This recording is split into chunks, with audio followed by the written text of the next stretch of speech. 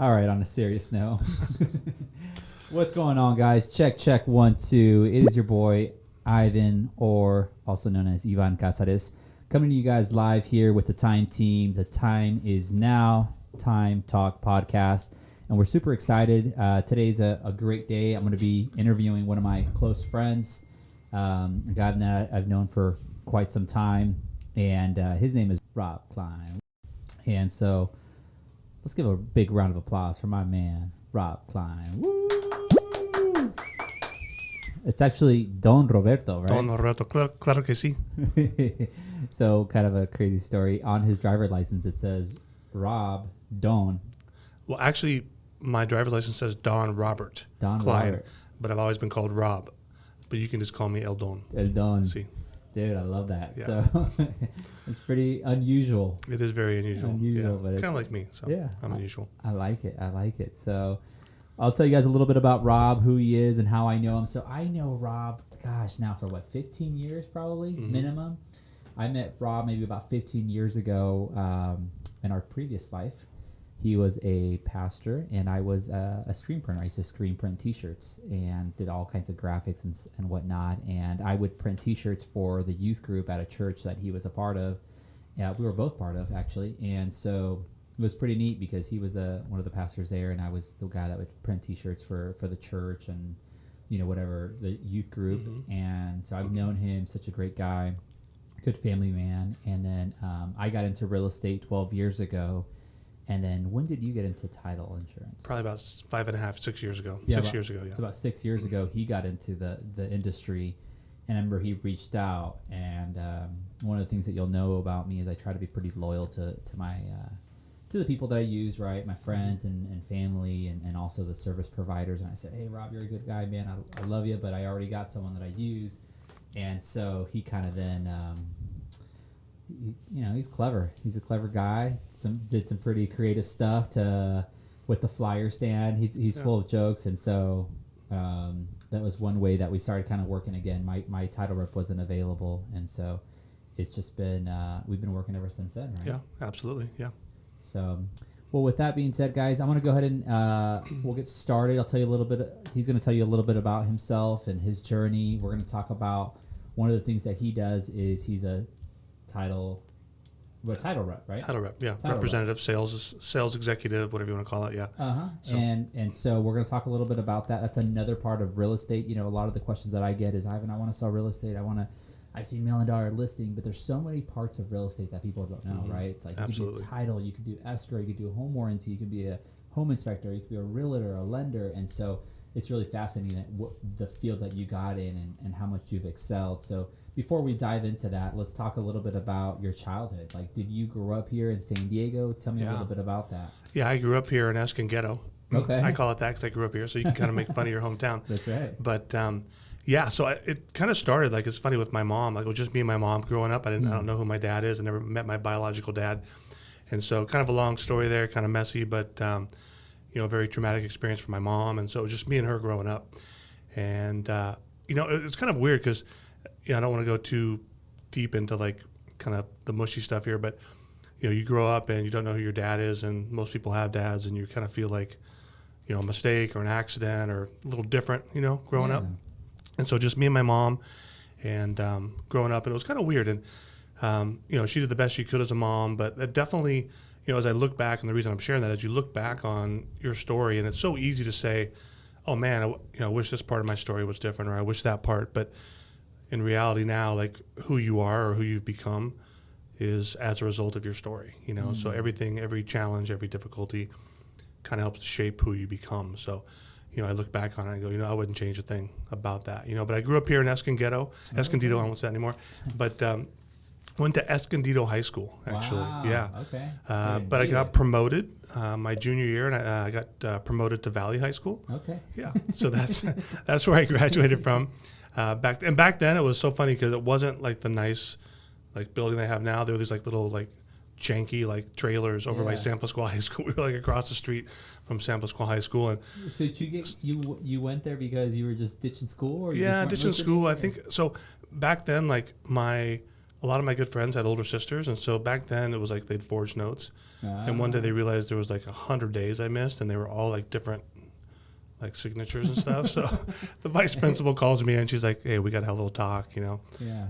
Appreciate the effort, but we're going to be transferring you to Valley." And I was kind of a troubled kid. I was doing drugs, smoking pot, doing like crystal meth in high school. Oh, wow. Yeah, so I was like, it was kind of one of those things where you're just not knowing who my dad was and not feeling like I had a purpose, or like I feel like that's kind of a mistake in life, just kind of struggling, kind of reaching to find my identity and stuff. So did your mom ever get remarried during that time, like your childhood? Yeah, she so she remarried this guy, and we moved to Texas for a couple years, and so that was interesting. That was like, I have a whole Texas story. That's for the next podcast. Okay. But yeah, so I ask, right? I mean, I think I can relate so much to you because my dad pieced out when I was younger, when I was about 3. Yeah. And then my mom got remarried when I was about 10. And so I can relate to what you're saying, like growing up, not having a father, a role model, someone to teach you just the simple stuff, even how to kick a ball, how to how to throw a baseball, and it's one of those things that we take for granted. But to add what you're saying is it shapes who you become, right? Like absolutely, it molds you sometimes for the better or for the worse, right? Mm-hmm. You as a human being, you can decide. Yeah. Right. Yeah. And I, because I was a pastor, you said, so have you ever seen like my grandma used to do these things where she would weave like these tapestries and it looked really cool on the front side, but the back side was just like nasty, nastier than a bag of weasels. It was like, what the heck is that? And so sometimes, like, I always kind of liken that. Like, sometimes we see our lives as kind of like the backside of that tapestry, and like everything that's coming together, every thread that's being it just doesn't make sense. Fire. But then it's like, there's kind of a master weaver, that I think we know who that is. You kind of flip it over and you see a different perspective, and you're like, oh man, he's taking all those hard things and all those really difficult challenges in life, and he's kind of weaving something really good together, Dude, I love that. So that's kind of how I view my life, because it's so easy. Like, so many times I'm like, oh man, I wish I would have done that. But then I'm like, oh wow, like, but I have 2 beautiful kids. I have this or that. Like, to go back and say, oh, I wish I wouldn't have. It's like, it's really hard to say that, because every little thing kind of weaves together to make who you are today. So just kind of being grateful for the journey and enjoying the ride, and being. It's also on the flip side. It's also easy to be like, remember being in high school and you're like, oh, I can't wait for summer. Oh, I can't wait for, and it's like, I think a lot of times we live that way in life where we're like, man, I can't wait for the weekend, or I can't. And then pretty soon you're like 50 years old and you're like, oh man, I'd love to just slow things down. So it's like not regretting the past, not, just kind of being fully present and just embracing life and being grateful for the journey, enjoying the ride, and just being fully present, in life. So anyway, that's kind of where I'm at. I love that. Okay. Yeah. So you graduated high school from Valley. And dude, awesome. What's funny is like Valley High School, nobody's ever hit me up for like class reunions. I don't know if do they do that? They probably have metal detectors like when you so. It's so funny. So people that don't know what Valley High School is, it's a continuing education school, right? Yeah. So it's usually where all the good students go. All right. That's right. You get promoted. That's right. I got promoted there. And so you went to Valley, you graduated, and then after that, you went to college. What did you? What would you? Yeah. So like my life, like I told you, I was kind of doing drugs and stuff. My life was kind of off the rails, and I was introduced to a church, and I had this experience where I really discovered my relationship with God, and I literally felt like God had saved my life. And so I was like, okay, God, my life is yours now. Whatever you want to do, or whatever you want me to do, I'm yours 100%. I'm all in. So I ended up moving to Colorado, got married, moved to Colorado, went to the University of Colorado, go Buffaloes, and got a bachelor's degree in philosophy, which is very practical, by the way. You can do a lot with that. But then I ended up going to seminary, which is like pastor school, and got a master's degree in theology. So I did all that, and really just kind of went on the track of being a pastor for like 15 or 20 years. Because really feeling like, hey, like I know what it's like to kind of be squandering and like just kind of out there wandering and like looking for purpose. And I really felt like God kind of, saved my life, and I wanted to give my life back and kind of encourage other people and help other people who are struggling to kind of find their purpose, find their path. And so I did that for about 15 or 20 years, and that's where our paths kind of intersected at first. And it was funny about you because you were always like that guy that, I mean, you could like find 2 wooden nickels on the ground and you'd like rub them together and somehow you'd make something like magical out of it. You're like that entrepreneur guy that But to go what you're saying is, I think like you said, it's the childhood. I think growing up, mom was single mom. She was an entrepreneur. Came here to the States with nothing, and she was self-employed. So I didn't know any better. I grew up thinking like, oh well, I gotta do something. I gotta sell something. I gotta make money. And so that entrepreneur came from a very young age, because I was just like, my whole family came here. They were all self-employed. Yeah. And so people were like, when did that journey start for you? I'm like, I think it started when I was a kid. I'm always just like, I didn't know anything better. Yeah. Or any better. Absolutely. Which is a good thing, right? Mm-hmm. Yeah. So we met. We were buddies then, and then you did that 15, 20 years. Yeah. And then you got into real estate. So let me ask you, why did you get into real estate? Did you always want to do real estate sales? Like, what was the thought process behind there? Did you watch $1 Million Listing like a lot of people? What was that like? No, I mean, this. I'm just going to be like, I really thought about this today as I was coming there. It's like, I'm just going to be real with you. Like, I was a pastor, and kind of unexpectedly that ended. And again, another podcast there, as far as what happened, and I'll just say, hey, we're all human. We all aren't perfect, and it was just time to make a transition. And so I stopped being a pastor, and that was a really hard time, because that was all I did. And I mean, think about, like you have a degree in philosophy and a degree in theology. So, I would go out there and like hold a, sign that's, free philosophy lessons, it's like nobody's going to be, hitting you up for that. So it was kind of hard. So I went out there and I applied for jobs, and, it's funny. I went for a couple sales positions, like for solar and stuff like that. And, I'm in the room where I'm getting, about to get interviewed. I'm kind of sizing people up. I'm like, I got this, and people say, you don't have any sales experience, or you don't have enough experience for this, or, they see the degree in philosophy or theology and be like, what are you going to do, quote Bible verses to people? It's like, sorry, bro, you're out of here. And so I remember like being really dejected. And this is a really hard part, man. It's like, I got to a point, I had two kids, and, about 7 years ago, I was at a point where I literally had no money. Like I remember, waiting in the parking lot, and I walked into the place where you get like the little food stamp things, and I'm sitting in there and I'm looking around. I'm like, man, I'm like this close to being like homeless, like literally. Like I got the little cards, you go like, and you swipe at Walmart and you get free groceries and stuff. And, wow, I didn't know that. Dude, I was just completely humbled. Yeah. Humbled. And you're going for these interviews with solar companies. Like I wanted to like sell solar at one of the places where you go for like home repairs, whatever, and just stand there. I just want any kind of job. And here I am. I remember I'm sitting there in this, I'm looking around at all these people, and I'm like, I just started crying, man. I went up to the car, I broke down, and I'm just like, I can't do this, And I was like, I got to go back in there for my kids. So I went back in there, and like here I'm like, man, I'm like on welfare basically, and it's like, it was really humbling, like even I've never shared that with anybody. That's like the first, I don't know why I'm sharing it here, but I appreciate that. Because I think that, well, and that's raw, and I think that's, you're human, right? And I think sometimes we need those humbling experiences. Yeah, it was so humbling, man. Like I'm gonna try not to cry now, but it was like, it was that point in my life where I'm just like, God, I need to provide for my kids, and whatever it takes, I will do it. And I remember I got hired to go, and it was like the middle of summer, and I had melanoma, like skin cancer, right? So I went to like this place, and they were going to hire me to go door to door to try and sell solar for like $20,000 a year. And it's like 110 degrees in Temecula in the summer, but I took the job, I signed it because I needed something, right? Yeah, you got to provide. Yeah, and I'm like, but I was so broken. I was broken. I'm like, this is what, but whatever it takes, Yeah.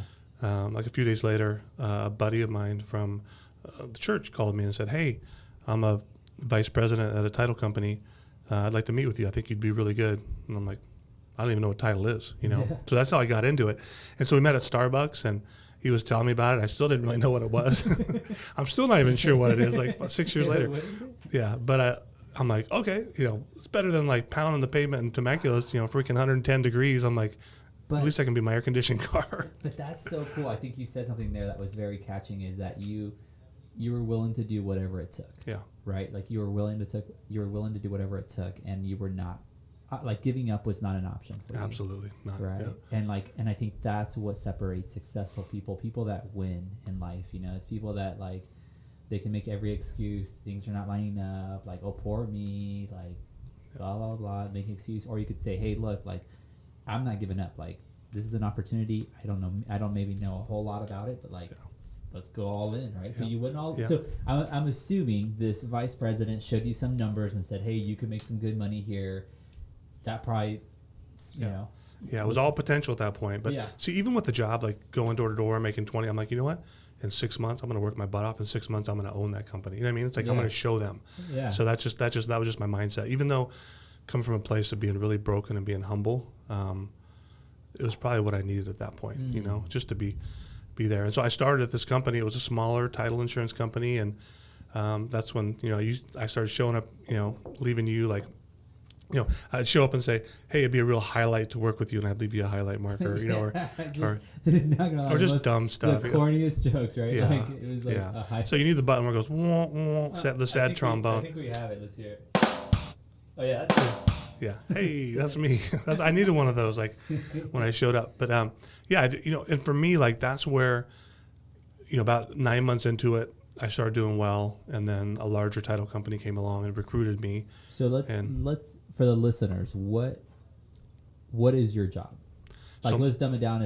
We're explaining to a 5-year-old. Yeah. So title insurance is a type of insurance that every real estate deal needs, whether you want it or not. It's not like life insurance where it's kind of optional.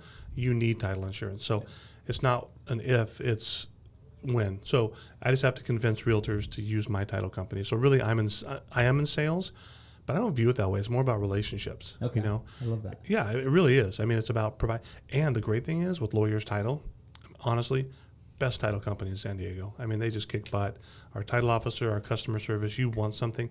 And I'm more the catalyst. I'm more the go-between between you. So like if you have a title problem, you're not calling our title officer most of the time. You're calling me. Like, hey, Rob, I got a problem here. Help me out. So I'm really the catalyst to make things happen, but they're really the firepower. I'm the front line. I just convince you, hey, use Lawyers Title. And you use Lawyers Title because I'm so, amazing and sexy. And then you decide to work with Lawyers Title. I'm kidding about that part, but it's kind of true. But you work with Lawyers Title, and then they provide the title insurance policy, the research, and all that. And really, what we do is so if someone buys a home, they get a title insurance policy. It basically, when they get that deed that says they own the property, they can rest assured that we've done our due diligence to make sure all the loans are paid off. That property is theirs. There's no liens. Any of that stuff. So and on top of that, like, a buyer can't get financing if the property is not free and clear. Right. And so to explain that for our listeners that don't know real estate, like when you buy a piece of real estate, there can't be any outstanding liens. There can't be any, everything's got to be paid off essentially. Right. Like, and so one of the things that a title officer, he's going to make sure that there's like all the paperwork's right. There's nothing that's hidden in there. Absolutely. Essentially. And if there is a red flag, you will bring it up to the agent and say, hey, like you might want to talk to your seller because it looks like there's a solar lien here. Or there's some kind of outstanding balance here, and that needs to be paid most likely at the close of escrow. Right. So the new buyer can buy the house. Absolutely. Right. Yeah. And so you got into that field. So you got into that field more just as an opportunity. It wasn't something that you were like, you weren't as a little kid like I want to be a title officer. Yeah, I didn't even know what it was. Yeah. All right, so you got into it. You're doing it now for what, 6 years, 7 years? It'll be 6 years. Just 6 years in July. Okay, so 6 years in July, and so one of the things, guys, is as a real estate agent, I can give you my perspective. Is there's a lot of I love you guys, right? And like real estate agents, there's a lot of us. Like there's a lot, and so these guys are coming out to real estate agents to try to earn their business, and a lot of them are very persistent. Some of them will bring you highlighters or just, they're not allowed to do anything else besides that, right? And so one of the things that stood out to me, Rob, was his consistency. Like, man, he was I would say like every week I would expect a highlighter or a pen from him or something very small, right? And I was like, hey, Rob, what's going on, man? Like, no, Rob, I'm good, right? And you were so consistent. So tell me about that mindset. Tell me about that schedule. Like, because right now, one of the things that you won't know, that you guys don't know about Rob but he's very successful in his industry. He's now dominated his industry and has a good share in the North County area because that's really your marketplace. right? So tell me a little bit about that journey. What did that schedule look like? Your daily routine? Yeah. Tell me more about that. Absolutely. Yeah. So when I still remember when I first started, I was in my office the first week just planning. I was sitting there, I was like making a plan, learning about title. And my first boss said to me, "Hey, I don't want to see you in the office next week." I was like, "What?" He's like, "You got to get out there. That's where it's going to happen." And ever since then, I went out and got my first. And so I put together a business plan. Yeah. And I didn't even know what I was doing. I just kind of made this up on my own. But I'm like, okay, I can visit open houses. I can go to real estate caravans. I can visit real estate offices. I can make phone calls. I would do handwritten notes. I would do emails. So all of this stuff. And so I just committed, I'm going to do 20 handwritten notes a week. I'm going to visit so I went to every office in my territory for the first 5 years. When COVID hit, that shut down, but every office. So I've got Ramona, Borrego, Julian, San Marcos, Escondido, and Valley Center. Every office, I would hit it every week. And I would just leave a business card with a sticky note, some kind of cheese, just boom, just constantly. So, because what I thought was, I did 10 open houses every weekend. So what I did is I looked at that. I said, you know what? So you look at that over a year, 10 open houses a weekend times 52, that's 520 open houses. Yeah. Hit every office, that's 52 office visits a year. 20 handwritten notes times 300, times 52, that's what, 1,000 something. So over a year, all of a sudden, then I do social media stuff. And so all of a sudden it was like, okay, I've got thousands and thousands and I'd make probably 250 calls a week, Wow. And so over a year, that's like 5,000, 6,000 calls. So I would just add that up, and at the end of the year, and then that's 1 year, but then multiply it over 5 years. So now I've made 10,000 calls. I've made 6,000. It's just that consistently showing up and just wearing people down. And it's funny, one of my friends was like, "Are you going to share everything you do?" I'm like, "Yeah, I'm not afraid, because no one's going to do it." That's the thing. You could tell people, Oh yeah. like, "Hey, make 25 calls a day, make 50 calls a day," and people will do it maybe for a week or 2 weeks. But that's why I'm not afraid. It's like, yeah, here's if you want a copy of it, hit me up. I'll send you exactly what I do. But I love that, because I feel like people that are just great at what they do are never afraid to share what they do, right? Because the truth is, you can get advice is free. Like, you can go on YouTube, you can ask people. Like, I'll tell people what I do, but at the end of the day, people, are they going to be consistent? And that's something that you have, is you're very consistent. Or even people are even take the first step. They'll see that and be like, "Oh yeah, that sounds like a lot of work. Like, is there someone that can do a call for me? Is there someone that could write those notes?" Like, no, you got to do it. You got to put in the work, right? And so I think that's so fascinating. So you set this business plan, and I'm assuming in most businesses, success doesn't happen overnight, right? And so did that when did you see your fruit of labor start paying off? What's that? Like, when did you start seeing everything paying off? Well, it's kind of funny, because it's all relative. Being a pastor, it's pretty humble. It's you're taken care of, and you're grateful for what you have. But so my first year, I was very happy, because I was making basically maybe a little bit more than what I had made before. And so when the new title company, the larger company, came to recruit me, initially I said, no, I'm happy. I was making probably, 10, 15, 20,000 more than I was before, which for me, that was a lot of money. I'm like, man, this is great. I'm living the good life, and so, but they just kept what I liked is their personality was like mine. They just kept, in a nice way, they just kept coming after me. And so for me, it was probably, within a year, I was kind of where I was already at, which for me, coming from, being on food stamps or whatever, I was like, dang, I'll take this. I was so happy. But for it to really start paying off, probably, year 2, a little bit more, year 3, year 4, and all of a sudden you start to see you're just kind of growing exponentially. And then when you're doing a good job, you got people like you who refer you to other agents, and then all of a sudden it just kind of goes exponential. I love that. So it's just, you get to a point where, but for me, I don't ever want to put, and for me, it's always about remembering where you came from, and being grateful and being humble. Yeah. And not taking it for granted. And for me, so this is a funny thought, but for me, I think 6 years ago, I just got into this business, right? Everyone I'm working with now, 6 years ago, was working with someone else. Wow. So it's like, for me, that kind of scares the crap out of me in a good way. Because I'm like, I can't let my foot off the gas because there's someone else who's hungry, who's coming up, Oof. who's 5 years from now, I don't want to look back and go, dang, Well, it's the people that let off the gas, right? It's the people that think like I've already made it. It's the people that think like I don't have to work as hard. It's the people that are thinking like, no, like you still have to nurture that. And I don't know why, but it's been on my mind all weekend. I don't know if you guys watched the McGregor fight, But, oh yeah, the poor guy, man, has lost his last 3 fights, right? And so I feel like he's at a position where he's made a buttload of money. And now he might not have to train as hard. He still has to train as hard, but he doesn't put in that effort. He might have to pick. He might pick his trainers now and say, you know what?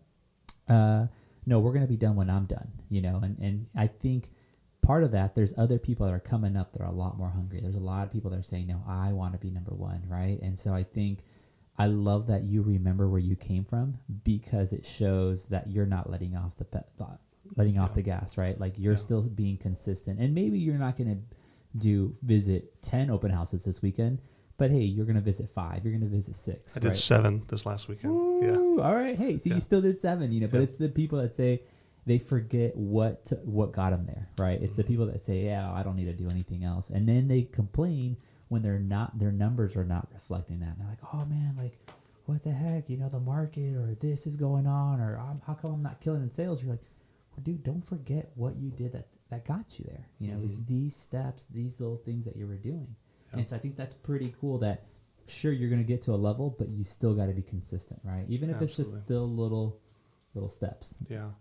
Yeah. And for me too, like probably 3 years ago, on Instagram, and, language warning here, not from me, but from Gary V on Instagram. Absolutely. For some reason, he really resonated with me because he talks about gratitude.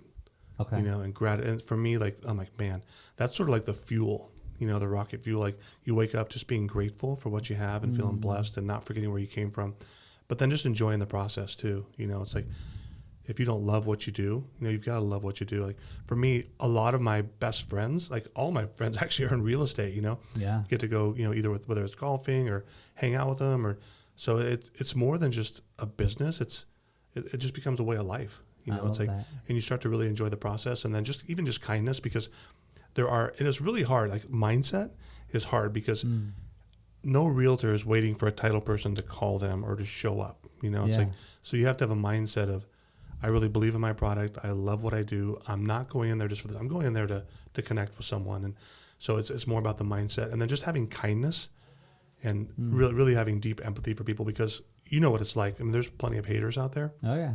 And I like the saying that, if you don't want to get booed, then don't be in the game. It's like if you're in the stands, no one's going to boo you. Yeah. If you're in the game, you're going to get some boos. So if you have some people throwing stuff at you, you have some boos, that means you're in the game. Yeah. And you're.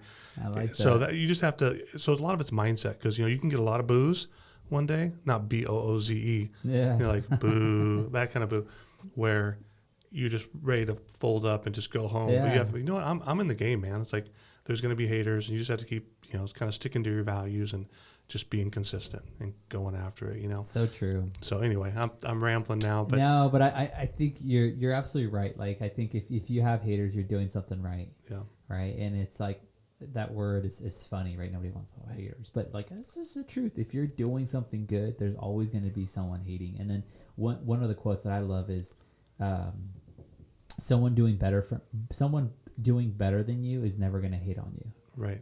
Right. Yeah. So think about that. Someone that's doing better than you is never going to hate on you. You're like, oh, good job. This guy's coming up, Yeah. But it's always the people that are doing less than you are the ones that are hating on you. Yeah. And so one of the things is like, hey, you don't like where you're at, do something different, Yeah. Follow Rob's game plan, man. Well, it's funny. Ivan, like for me, like this is kind of the pastor side of me coming out, but it's like, I know there's probably someone, I don't know if they're going to be listening to this, whatever, but there's probably people out there who, especially with, COVID has affected people differently, but it's like, there's probably people out there who are like discouraged, don't really know what they want to do, don't really even know how to start. But it's like, man, tell you what, 7 years ago, sitting in the parking lot with my little food stamp card, having no job, and having people tell me like, oh, you don't have any sales experience, or we don't really think you're a right fit, and just feeling like I don't know, I don't know where I'm going to go from here. I don't know. I guess I'd say there's always hope. It's like just get out there, don't give up, keep working hard. Just there's going to be something out there for you. So I love that. No, that's so true, and I think people need to hear that, because we might have someone listening today that might be in that position, and that's just life. Like, things happen all the time.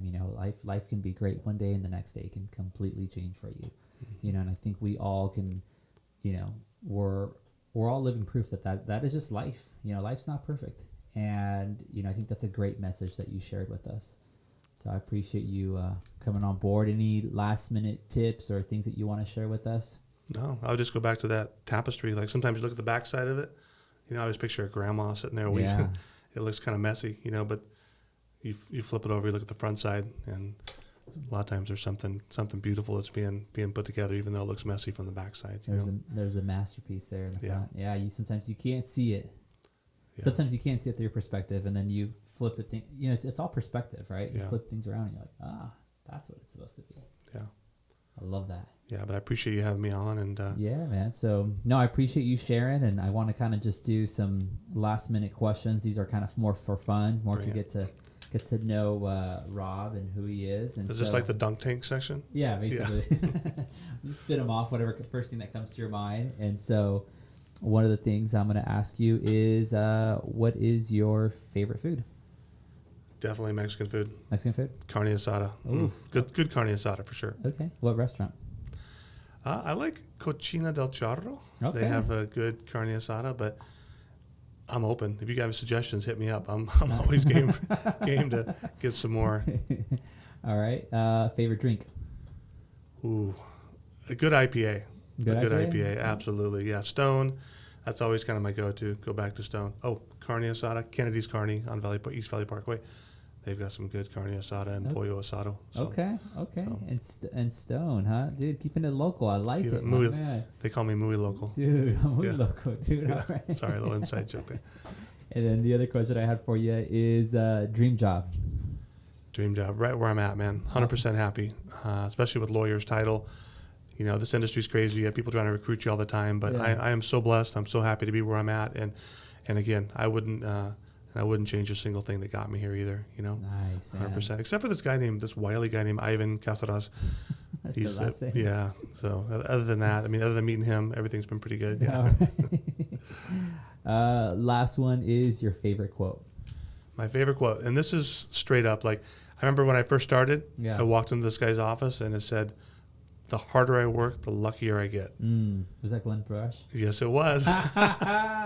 He always says that. Dude. I know. It's so funny. The harder I work, the luckier I get. And, we, in a lot of ways, we prepare the horse for battle, and we know who ultimately brings the victory. I'm spitting on your microphone.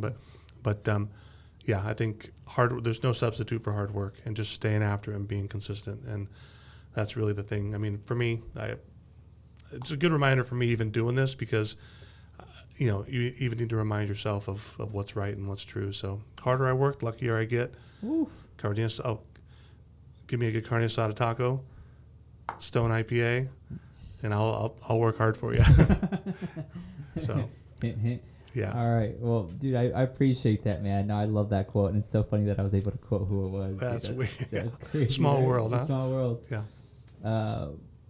Man, I appreciate you more than Likewise. you know. You've always got a good attitude. You're positive. It's always fun to be around you. I know you work hard for myself and our team, and that's, I think it really shows who. I think when I asked you this question, your dream job, and you said it was what you're doing. It shows, right? Because one of the things that I like is, I don't like people taking business for granted, and I think I'm right. You told me that when I first started. You're like, "Hey, you got my business. Just don't take me for granted." That stuck with me. So, but it's great. It's great to see you do that and who you are as a person, and you're very consistent with everybody else. And I think that's why you are who you are, but also your success and what has gotten you here. So keep it up, man. I appreciate you, everything you do for our team, and right on, brother. Appreciate you as a bro. And so, guys, reach out to Rob if you're a real estate agent. I can personally tell you he is an amazing title rep. I personally will vouch for him. He's great. He'll get the job done. And also, if you're a listener and you're a real estate agent or thinking about getting your real estate license, please hit me up. My name is Ivan Cazarez. I run the time team here in sunny San Diego. We're always looking for agents, looking for talent. And so if you would like to talk a little bit more about that, some mentorship and what we have to offer, would love to connect with you guys. Go ahead and give us a thumbs up, comment here below. Let us know if you like this, if you appreciated this. Give Rob a follow. And where can they find you, Rob? Yeah, you can find me on Instagram, Rob Klein Title on Instagram, and follow me there. I'll hit you up with my Facebook and email information, all that. So Linktree, all that. But yeah, go to my Instagram. You can see my Linktree account, and I'll have Facebook and all that on there too. Awesome. All right, brother. Well, I appreciate you, man. Likewise. Thank you, guys. Thanks, Ivan. Have a Cheers. good day. Bye.